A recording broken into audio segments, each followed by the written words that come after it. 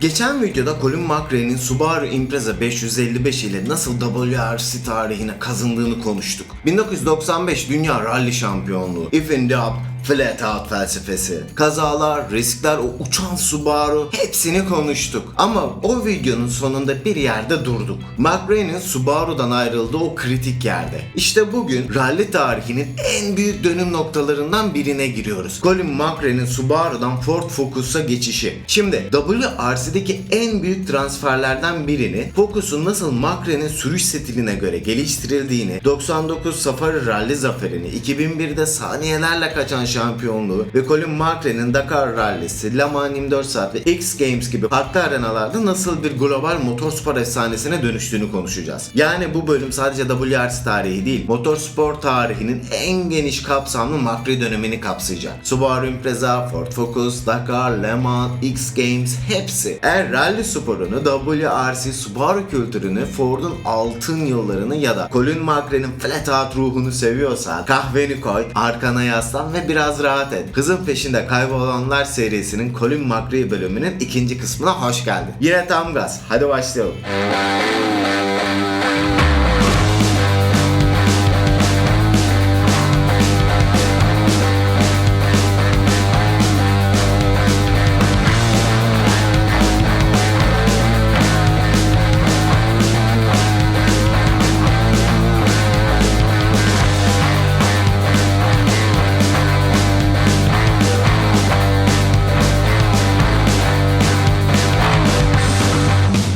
1995 Dünya Rally Şampiyonluğu Colin McRae'yi yalnızca Britanya'nın değil tüm dünyanın tanıdığı bir isme dönüştürdü. Mavi sarı Subaru Impreza'nın arkasında yükselttiği çamur bulutu onu WRC'nin en parlak yüzlerinden biri haline getirmişti. Ama tarihte hiçbir şampiyonluk bir kariyerin sonsuza kadar aynı çizgide devam edeceğini garanti etmez. Colin McRae için de öyle oldu. 1996 ve 97 yılları bir şampiyon pilotun hayatındaki en zor sınavlardan birini gösterdi. Zaferden sonra yüksekte kalmak. Şampiyonluğun ardından tüm gözler McRae'nin üzerindeydi. Basın onu geleceğin çoklu şampiyonu olarak yazıyordu. Subaru yönetimi ise hem McRae hem de Carlos Sainz gibi dev isimleri aynı takımda barındırmanın getirdiği zor dengeyi kurmak zorundaydı. 96 sezonunda McRae'nin performansı gelgitliydi. Bazı yarışlarda üstün hız, bazı yarışlarda büyük hatalar. Ama asıl belirleyici faktör Subaru Impreza'nın yeniden geliştirilme sürecinde yaşadığı mekanik sorunlardı. Diferansiyel arızaları, turbo basınç problemleri, süspansiyon kırılmaları, elektronik arızalar. Subaru hızlıydı ama güvenilir değildi. Bu kombinasyon McRae'nin sürüş tarzıyla birleşince patlamaya hazır bir bomba oluşturuyordu. 97 sezonu McRae'nin hala flat out yaşadığının en net işaretlerinden biriydi. Hızlıydı, çok hızlıydı. Ama bu hız sezon boyunca bazı kazalara, pist dışına taşmalara ve mekanik arızalarla gelen çekilmelere dönüştü. Safari rallisi gibi dayanıklılığın sınırlarını zorlayan yarışlarda bile Colin tempo düşürmedi. Çakıl fırtınalarının, kaya geçişlerini ve 50 derece sıcaklığın arasında tam gaz gitmeyi seçti. Safari'de dramatik bir kaza olmadı ama zorlu etaplarda yaşadığı mekanik problemler yarışın ne kadar acımasız olduğunu yeniden hatırlatıyordu. 97 yılı McRae için hem fiziksel hem de mental anlamda yıpratıcı bir sezondu. Ama bir gerçek vardı ki değişmedi. McRae yavaşlamadı. Aksine daha da hızlandı. Ne kadar sınır varsa bir sonrakinde biraz daha ötesine geçti. Basın uzun süre McRae ile Subaru'nun ayrılmaz bir ikili olacağını düşünüyordu. Mavi sarı Impreza 555 Colin için yalnızca bir yarış aracı değil, 90'ların rally kültürünün yüzü olmuştu. Ama motor seslerinin altındaki gerçek çok farklıydı. Ayrılık çanları çalmaya başlamıştı. Neden mi? Çünkü Subaru cephesinde işler artık eskisi kadar uyumlu değildi. Kontrat uyuşmazlığı vardı. McRae daha büyük bir bütçe, daha serbest bir program ve takım içi daha güçlü bir rol istiyordu. Araç gelişimi konusunda görüş ayrılıkları had safhadaydı. Yeni Impreza'nın geliştirme yönü McRae'nin tarzına tam uymuyordu. Colin daha agresif turbo tepkisi, daha oynak bir arka aks ve daha kaygan bir sürüş karakteri istiyordu. Mühendislik tarafında ise daha güvenli, daha stabil bir otomobil hedefleniyordu. Bu felsefe çatışması büyüdü. Takım içi belirsizlikler de yükseliyordu. 97-98 kadrosunda Sainz gibi güçlü bir isim yoktu belki ama Subaru'nun teknik yapılanması karmaşıktı. Liatti Ericsson gibi genç yetenekler ve değişen mühendis kadrosu derken McRae takımın net lideri gibi görünse de arka planda karar teker mekanizması dağınıktı. Colin özgür pilot olmak istiyor, Subaru ise daha kontrollü bir yapı kurmaya çalışıyordu. Ve burada Ford'un tarihi teklifi geldi. Tam bu dönemde Ford WRC'nin o zamana kadarki en yüksek pilot maaşıyla McRae'nin kapısını çaldı. Ford'un yeni Focus WRC projesinin yüzü olmak, geliştirme sürecinde söz sahibi olmak ve McRae'nin kendi takımı gibi bir yapı kurmak. Bunlar Colin'in kaçırmayacağı fırsatlardı. Tüm bu unsurlar birleşince 98'in sonunda bombayı patlatan açıklama geldi. Colin McRae Subaru'dan ayrıldı. Bu haber rally dünyasını kelimenin tam anlamıyla sarstı. Çünkü Subaru'nun altın çağı McRae ile anılıyordu. Ve McRae artık yeni bir maceranın kapısını aralıyordu. McRae'nin yeni adresi Ford World Rally Team ve yeni oyuncak Ford Focus WRC. Focus tamamen McRae'nin agresif sürüş stiline göre geliştirilmiş bir araçtı. Daha uzun şasisi vardı, yüksek hızlı virajlarda stabilite, güçlü turbo, ani hızlanmalarda agresif tepki, esnek süspansiyon, çakılda ve bozuk zemine daha iyi tutuş. Ford'un güçlü mühendisliği, güvenilirlik hedefi.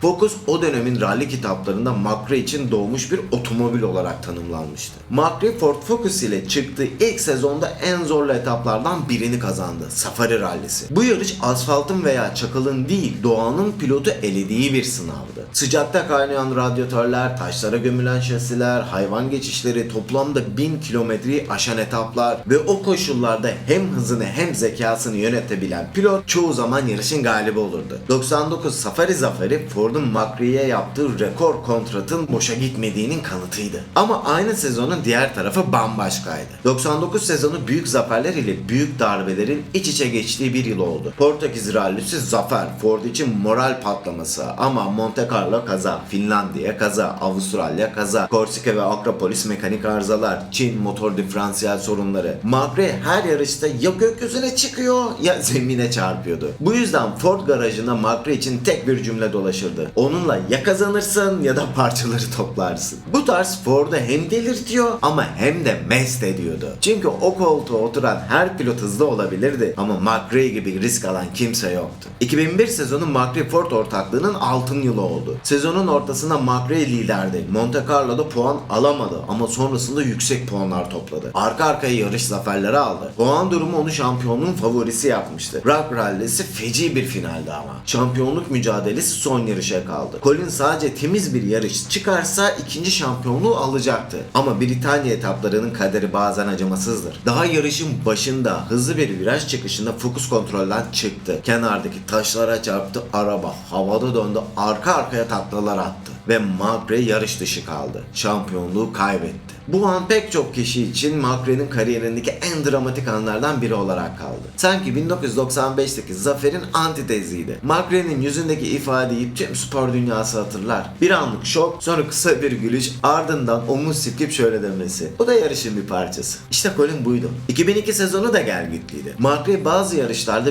büyük başarı gösterdi ama genel tablo istikrarsızdı. Ford yönetimi maliyetleri düşürmeye karar verince ilişkiler zayıfladı. Citroen'e geçiş. Bu yıl Citroen WRC'nin en güçlü takımlarından biri olma yolundaydı. Takım arkadaşları Sebastian Loeb ve Carlos Sainz. Bu üçlü rally tarihinin en güçlü kadrolarından biriydi. Ama McRae bu takımda istediğini bulamadı. Loeb geleceğin süperstarıydı. Sainz olağanüstü tecrübeye sahipti. Citroen ise tamamen puan toplama disiplini üzerine kurulu bir felsefe yürütüyordu. Colin ise puan toplamak için değil, yarış kazanmak için doğmuştu. Citroen'in disiplini, kontrolü, riskten uzak sistemi Colin'e uymadı. Araçtan da tam memnun değildi. 2003 sezonunun sonunda Colin McRae'nin WRC'deki tam sezon kariyeri sona erdi. Bir devrin kapanışıydı. 2004 ve sonrası McRae'nin 4 çeker ormanları terk edip farklı arenalara girdiği yıllardı. Le Mans 24 saat. 2004'te ProDrive'ın Ferrari 550 Maranello'su ile katıldı ve sınıf üçüncüsü oldu. Bu rally kökenli bir sürücünün dayanıklılık yarışlarında bu kadar iyi bir sonuç almasının en güzel örneklerinden biriydi. Dakar rallisi olması olur mu?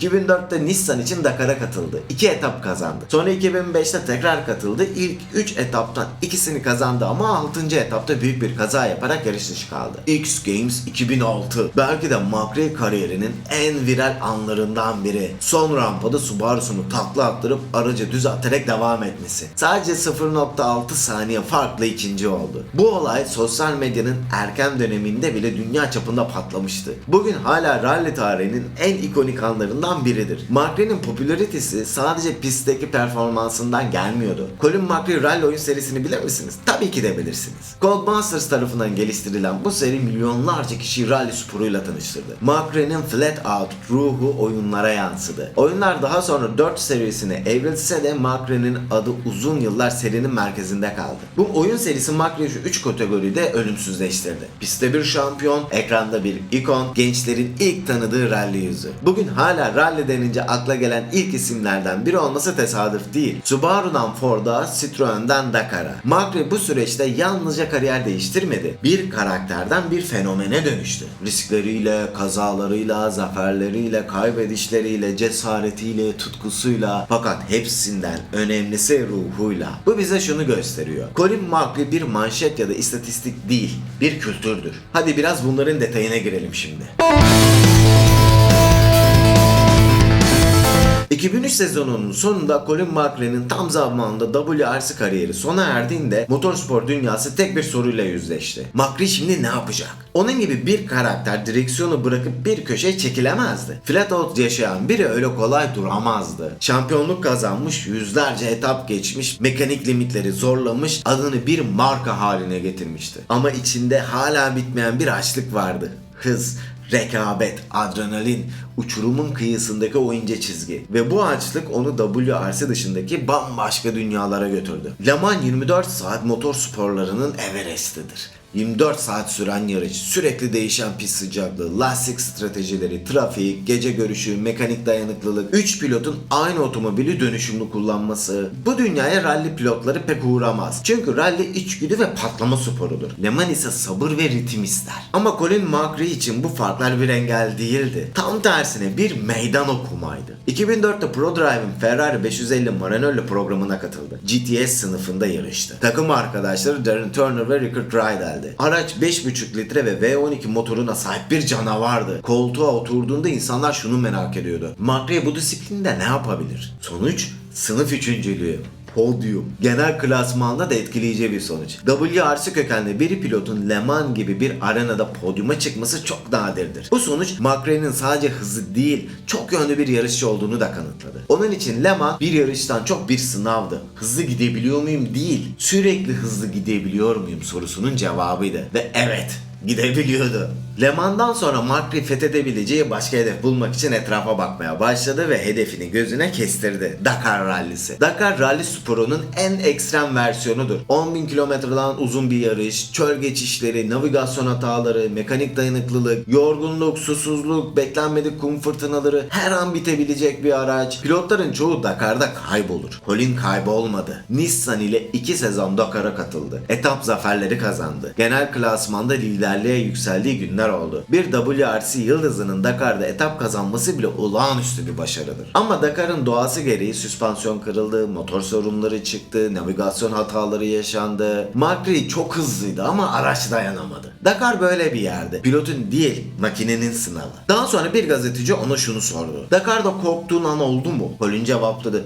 Tabii ama korkunca da gaza basıyorum. Eğer bir McRae anı dünyaya yayıldı dersen işte budur. Yani 2006 Los Angeles X Games Rally yarışması. Amerika'nın drift, atlayış ve aşırı spor kültürünün rally ile birleştirdiği bir etkinlikti. McRae Travis Pastrana ile finale kaldı. Son rampadan önce McRae öndeydi. Ama rampaya biraz fazla hızlı girdi. Araç havaya kalktı, öne doğru işte o efsanevi barrel roll, yani McRae tarzı takla. Arabası koput üstüne düştü, sonra 2 tur yuvarlandı ama burada McRae'nin karakterini gösteren şey oldu. Tam taklanın ortasında ayağını gazdan çekmedi. Araba yere döndüğünde hala gaz pedalında baskı vardı. Subaru düştüğü yerden toparlandı ve Colin yarışa devam etti. Travis Pastrana sadece 0.6 saniye farkla kazandı. Pastrana o anları ağzı açık izledi. Suratında kocaman bir hayranlık gülümsemesiyle etrafındakilere hep "İşte bu, görüyor musun?" diye sesleniyordu. Tribünler, sunucular, rakip sürücüler, sosyal medya, o an herkes aynı şeyi söyledi. Bu adam fizik kurallarını umursamıyor. Bu görüntü bugün hala WRC tarihinin en viral anıdır. Birçok yeni nesil rally fanı fanı Colin McRae'yi ilk kez bu X Games taklasını izlerken tanıdı. WRC tam sezon fırsatı kalmasa da McRae direksiyonu bırakmadı. 2005 İngiltere rallisi sessiz ama ağır bir geri dönüş. 2005 sezonunun sonlarına doğru Subaru beklenmedik bir hamle yaptı. Colin McRae yıllar sonra yeniden Impreza'nın direksiyonuna geçirdi. Taraftarlar coştu, İngiltere etaplarının kenarı adeta festival alanına döndü. McRae daha ilk günden ben hala buradayım dedi. Çok hızlı etap zamanları, eski günleri hatırladan o agresif viraj girişleri, ufak tefek spinler, birkaç kontrol kaybı ama hepsinden çok seyircinin çılgın sevgisi.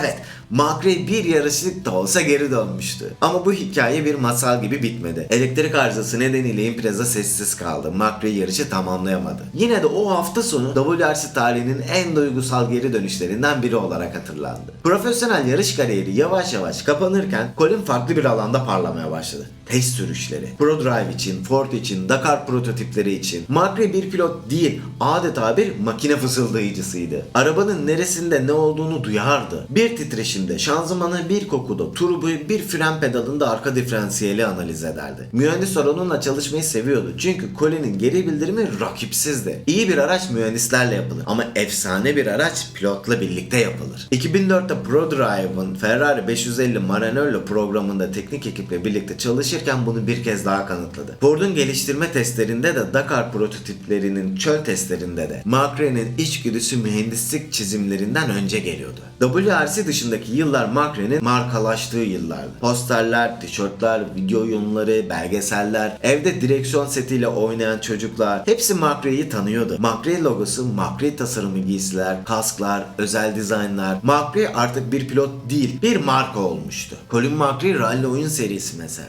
Bu oyunlar rally sporunu popüler kültüre taşıdı. Birçok insan rally sporunu televizyonda değil, bu oyunlarla tanıdı. Colin McRae Rally 98, Colin McRae Rally 2, Colin McRae Rally 3, Colin McRae 4, Colin McRae 2005. Bir sürüş simülasyonunda gerçeklik, zorluk ve hız dengesini ilk kez mükemmel kuran serilerden bir tanesiydi. Bu oyunlar daha sonra 4 serisine evrildi ve Colin ismi motorspor kültürünün ayrılmaz bir parçası oldu. Colin 2005-2007 arasında sadece yarışmıyor, aynı zamanda şu rolleri de üstleniyordu. Mentor, test sürücüsü, rally raid pilotu, özel gösteri pilotu, TV programı ve belgesel projeleri, genç pilotlara rehberlik, otomobil tasarım danışmanlığı. Çünkü Colin için hız bir spordan öteydi. Hayattaki kimliğiydi. Bu bölümü kısa ama önemli bir parantez olarak açmak gerekiyor. Colin kameraların arkasında şu karaktere sahipti. Sessiz, biraz utangaç, mütevazi, şöhreti umursamayan, çocuklarıyla vakit geçirmeyi seven, lan arka köklerine bağlı, ailesine düşkün, çok sıkı bir çalışkan, tek lüksü hız yapmak. Evde sakin, etapta alev gibi bir adamdı. Arkadaşlar onun için şöyle derdi. Colin ya asla konuşmazdı ya da direksiyon başındaydı. Le Mans'da 3.lük, Dakar'da etap birinciliği, X Games'te tarihin en ikonik taklası, WRC arada dönüşler, dünyanın dört bir yanında gösteriler. McRae şunu kanıtladı. Onu bir kategoriye sığdıramazdın. Onu bir klasörün içine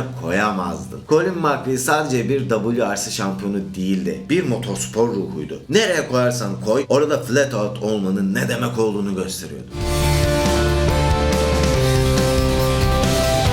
Colin McRae 90'lardan 2000'lere uzanan kariyeri boyunca yalnızca yarış kazanmadı. Bir sporu, bir kültürü ve milyonlarca insanın hayal dünyasını şekillendirdi. Onu diğer pilotlardan ayıran şey kupalar değildi, hikayesiydi. McRae'nin etkisi pistte bitmedi. Ekrana, oyunlara, garajlara, stickerlara, posterlere, çocukların odasında hatta insanların sürüş tarzına bile yayıldı. Bu bölüm bir insanın mirasının nasıl nesiller boyunca yaşayabildiğini gösteriyor. 1990'ların ortasında WRC popüler bir spor olmakla birlikte Formula 1 gibi geniş bir kitlesi yoktu. Ama McRae sahneye çıktığında işler değişti. O sıradan bir pilot değildi. Sıradan bir yarışçı gibi davranmıyordu. Sıradan mütevazi bir İngiliz veya İskoç sporcu kalıbına uymuyordu. Korkusuzdu, agresifti, gerçekti. Rally sporunu takip etmeyen insanlar bile McRae'nin görüntülerini izlediğinde etkileniyordu. Çünkü o sporu izlemesi eğlenceli hale getirmişti. Bir gazeteci onun için şöyle demişti. McRae yarışmıyordu. McRae gösteri yapıyordu. Ve bu gösteri tamamen gerçekti. Bugün bile WRC tarihinin en ikonik 10 anı listeleri yapılır. En az 2-3 tanesinde mutlaka Colin vardır. 1998 yılında Codemasters rally oyunlarına yeni bir soluk getiren bir seri başladı. Colin McRae Rally. Bu seri yalnızca popüler bir oyun değildi. Bir dönemin rally kültürünü şekillendiren ana güç oldu. Neden bu oyunlar devrim niteliğindeydi? Çünkü fizik motoru gerçekçiydi. Çocuklar ve gençler ilk kez bir aracın çakılda, çamurda nasıl davrandığını hissedebiliyordu biraz da olsa. Etap tasarımları gerçek WRC'den ilham alıyordu. McRae'nin sürüş felsefesi oyuna yansımıştı. Hız,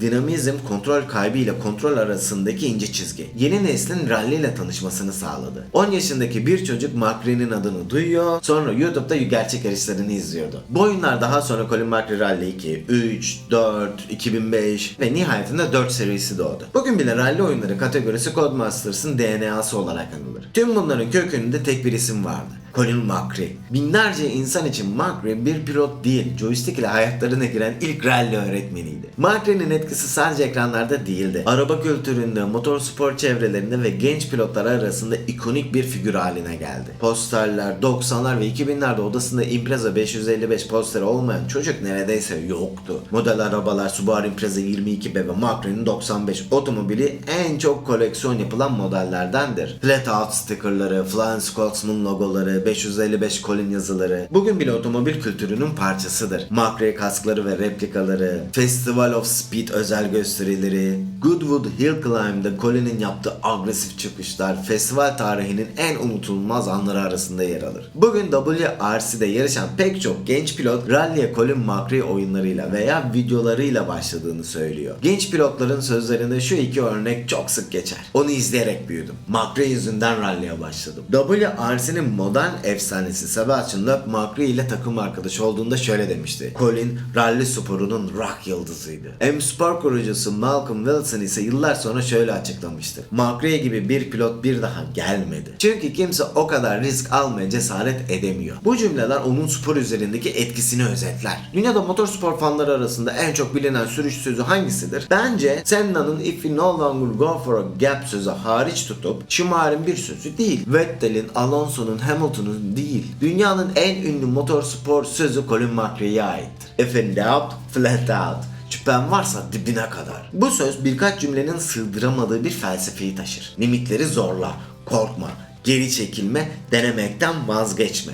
Risk al, hata yapmaktan korkma, kalbinin dediğini yap. Bu cümle bugün bir tişört, bir sticker, bir slogan değil, bir yaşam biçimidir. Sadece rally pilotları değil, motosikletçiler, drift sürücüleri, F1 pilotları bile McRae'den etkilenmiştir. Gymkhana efsanesi Ken Block, McRae benim için bir ilham kaynağıydı demişti. Travis Pastrana X Games finalinden sonra adam resmen takla atarak yarışa devam etti. Onu yenmek bile bir şanstı dedi. Mark Webber, McRae arabanın sınırlarını değil, sürüşün ruhunu gösterirdi demişti. Colin McRae'nin hayatı başarılarla dolu değildi. Kaybettiği şampiyonluklar, bitiremediği yarışlar, yaptığı hatalar, yaşadığı kazalar hepsi kariyerinin birer parçasıydı. Ama o asla utanmadı, asla pes etmedi, asla keşke daha temkinli olsaydım demedi. Çünkü Colin için başarı kupaların sayısı değildi. Başarı kendini korkusuzca ifade edebilme cesaretiydi. Bugün insanlar onu sadece bir pilot olarak değil, bir yaşam dersi olarak görüyor. Birçok taraftar şu duyguyu hatırlar: kazandığında sevindik ama kaybettiğinde bile seni daha çok sevdik. Bu bir şampiyonluğun değil, bir karakterin mirasıdır. Neydi bu miras? Bir seyirci kültürünün değişimi. McRae'nin agresif sürüşü rallide seyirci şovu kültürünü geliştirdi. 2.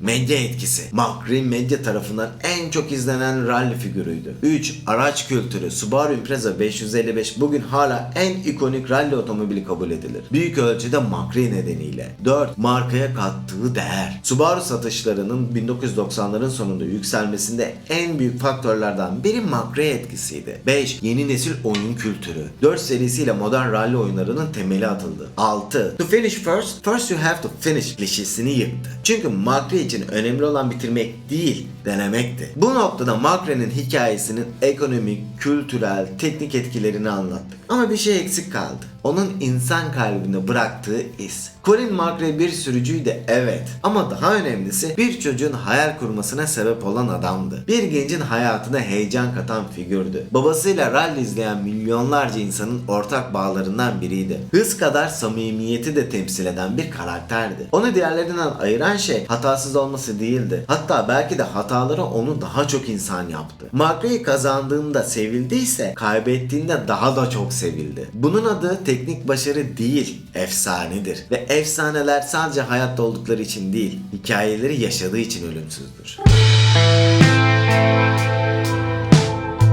Bazı hikayeler vardır, ne kadar hızlı başlarsa başlasın sonları hep sessizdir. Tıpkı Colin McRae'nin hayatı gibi. 2005-2007 arasında Colin McRae hayatının en özgür dönemindeydi. Tam zamanlı WRC programı yoktu ama direksiyon hala elindeydi. Artık yarışmak için değil, yarışmayı sevdiği için sürüyordu. Goodwood'da gösteri sürüşleri, Dakar planları, yeni projeler, genç pilotlara mentorluk ve Colin McRae Rally 4 oyunlarının dünya çapında büyümesi. Bu yıllarda McRae büyük bir rekabetin baskısından uzak, doğduğu şey olan saf sürüşün tadını çıkartıyordu. Ve her şey yolundaydı. Ta ki 15 Eylül 2007 akşamına kadar. O gün Lanark'ın üzerindeki gökyüzü sakindi. İskoçya'nın sonbahar kokusu her yerdeydi. Sessiz, rüzgarsız, masum bir gün. Colin McRae kendi evine yakın bir bölgeden helikopterle kısa bir uçuş yapmaya karar verdi. Yanında 5 yaşındaki oğlu Johnny de vardı. Aile dostu Graham Duncan ve 6 yaşındaki oğlu Ben de helikopterdeydi. McRae helikopter kullanmayı seviyordu.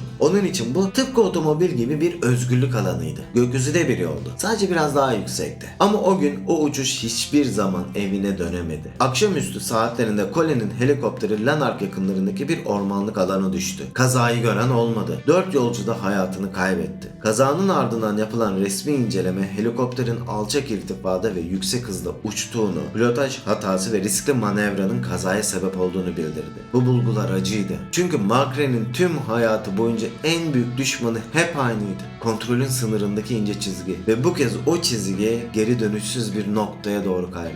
Kaza haberi açıklandığında motorspor dünyası kolektif bir çığlık attı. O an herkes neredeyse aynı şeyi düşündü. Hayır, Colin değil. Çünkü herkes biliyordu. Colin McRae düşebilirdi, kaza yapabilirdi, yan dönebilirdi ama her zaman ayağa kalkardı. Her zaman devam ederdi. McRae milyonlarca insanın gözünde yenilmez bir karakterdi. Ama o gün rüzgar bile çark etmese sonuç değişmezdi. Kazadan sonraki gün Lanark'ta insanların sokaklara dökülmesini anlatmak kolay değildir. Bu bir sporcuya değil, bir aile bireyine gösterilen yas gibiydi. Gençler, yaşlılar, çocuklar, hayranlar hepsi aynı duyguyu yaşıyordu. Bir adam, bir araba, bir mavi gövde ve sarı 555 logosu. Hepsi bir anda geçmişin masalına dönüşmüştü. İskoç bayrakları yarıya indirilmişti. Rally dünyası bir pilotu değil, bir ruhu kaybetmişti. Takım yöneticileri, eski pilotlar, WRC efsaneleri açıklamalar yaptı. Carlos Sainz rakip olarak çok zorluydu, insan olarak da çok sıcaktı. Sebastian Loeb, onunla yarışmış olmak hayatımın onurudur.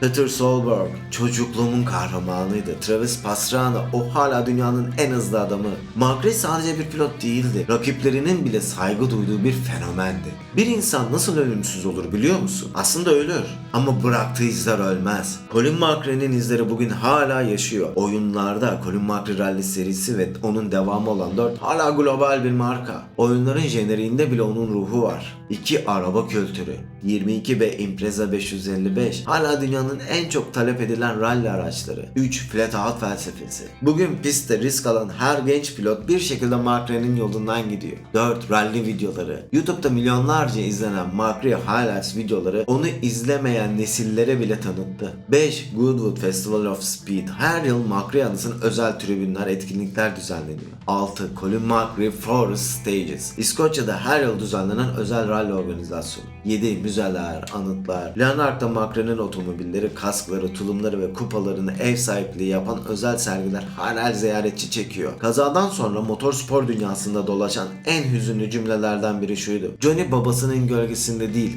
ışığında büyüyordu. McRae'nin oğlu Johnny, babasının izinden giden minik bir yarışçıydı. 5 yaşındaydı ve o uçuşta yanındaydı. Bu nedenle McRae'nin hikayesi sadece bir spor kaybı değildir. Bir baba, bir oğul, bir aile hikayesidir. Bazen bir efsanenin en güçlü tarafı en kırılgan tarafıdır. Rally dünyası McRae'yi çok seviyordu. Hepimiz seviyorduk. Çünkü o kural tanımıyordu. Limitleri zorluyordu. Kazandığında kibre kapılmıyor, kaybettiğinde bahane üretmiyordu. Hem çocuk hem kahraman gibiydi. Hata yaptığında bile insan kalıyordu. McRae'nin 95 şampiyonluğu belki istatistik olarak en büyük başarıydı. Ama gerçek başarısı şu cümlededir: dünyanın gördüğü en samimi hız duygusunu bize miras bırakması. 15 Eylül 2007 akşamı o helikopter ormanlık bölgeye çarptığında bir pilotun hayatı bitti. Ama bir hikaye bitmedi. Çünkü McRae'nin hikayesi kazandığı kupalarda değil, bize bıraktığı ilhamda yaşıyor. Birçok kişi direksiyona geçtiğinde, gerçekten geçtiğinde, viraja biraz fazla hızlı girerken, çakalın üzerinde kontrolü ararken ya da hayatın herhangi bir alanında risk almak zorundayken içinden şu cümle geçer: "Efendim ne yaptın? Flat out." Bu yüzden McRae ölmedi. O hala orada. Herhangi bir virajın girişinde, bir çocuğun ilk rally oyununda, bir gencin içindeki cesarette, bir pilotun son anda gazı bırakmamasında. Hala bizimle. Bazen bir hikaye vardır. Hızla başlar, gürültüyle büyür, adrenalinle genişler. Ama sonunda geriye sadece rüzgarın sesi kalır. Colin McRae'nin hikayesi de böyle. Dünya Rally Şampiyonası'nın en karanlık ormanlarında, en dar taş yollarda, sisli tepelerde, çamur kaplı patikalarda bir adam vardı. Kaskının içindeki nefesi duyulurdu. Direksiyonu kavrayışındaki kararlılık hissedilirdi. Motorun çığlığında sadece hız değil, bir ruh vardı. Çünkü o sadece yarışmıyordu, o kendini yaşıyordu. Ve bugün hala yıllar sonra bile WRC'nin herhangi bir eski görüntüsünü açtığınızda o mavi sarı Subaru'nun hafif bir yan hatırlatışı varsa, o hafif kayış, o hafif kopuş, o hafif acaba tuttu mu hissi aklınıza tek bir isim gelir: Colin McRae. Colin kazandığında sevinirdik. Kaybettiğinde içimizden "Olsun be Colin, yine denersin" derdik. Takla attığında nefesimiz kesilirdi. Toparlayıp devam ettiğinde "İşte bu" diye bağırırdık. Ama en önemlisi, o bize kendimizde görmediğimiz bir tarafı gösterirdi. Korkusuz tarafı, riski seven tarafı, hata yaptığında bile devam eden tarafı, kaybettiğinde bile gülümseyen tarafı. Çünkü McRae bir sürücü değildi,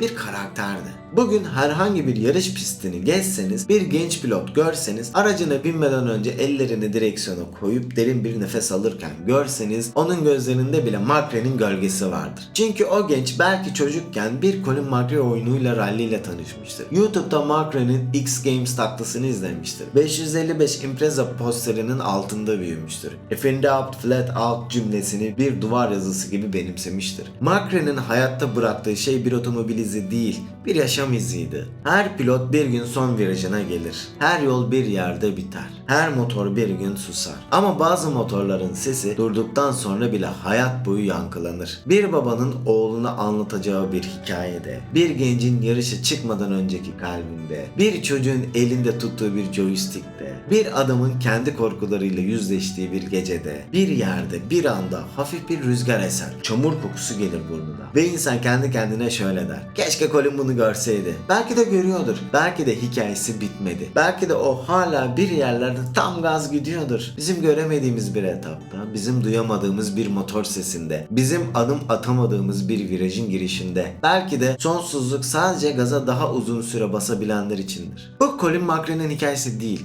Bu hızın ne olduğunu, cesaretin nasıl hissettirdiğini, kaybedişin neden bazen kazanmaktan daha çok iz bıraktığını anlatan bir hikaye. O yüzden Colin artık aramızda değil. Ama McRae, o hala burada. Her virajda, her motorda, her kalpte ve her flat out anında. Eğer bu hikaye sana bir şey hissettirdiyse, bir an bile durup düşündürdüyse, McRae'nin ruhunu benim gibi sen de seviyorsan, bu kanalda anlatacak daha çok hikaye var. Beğenerek ve abone olarak bana güç verebilirsin. Gaz ver.